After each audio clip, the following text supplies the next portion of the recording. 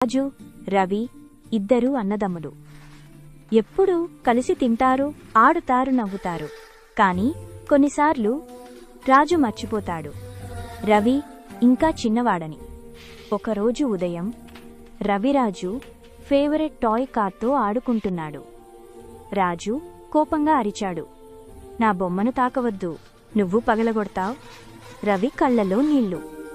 చిన్నగా అన్నాడు, రాజు, నేను నీతో ఆడాలని మాత్రమే అనుకున్నా. రవి ఇంటి ముందర ఒంటరిగా కూర్చున్నాడు. రాజు బయట స్నేహితులతో క్రికెట్ ఆడుతున్నాడు, నవ్వుతున్నాడు.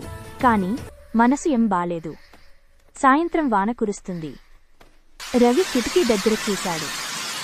రాజు బొమ్మ కార్ బయట తడుస్తుంది. అతను పరిగెత్తి వెళ్లి దాన్ని పట్టుకోవడానికి ప్రయత్నించాడు. కాని జారి బురదలో పడిపోయాడు. రాజు పరిగెత్తి వచ్చి రవిని పట్టుకున్నాడు. క్షమించు రవి అన్నాడు, నీపై అలా అరవకూడదు.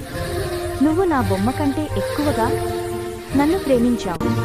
రవి చిరునవ్వుతో అన్నాడు, ఇప్పుడిది పగిలింది, కాని మనం దాన్ని కలిసి సరిచేద్దాం. ఆ రోజు రాజు నేర్చుకున్నాడు, వస్తువులు పగిలిపోతాయి, కాని ప్రేమ మాత్రం ఎప్పుడూ పగలకూడదు.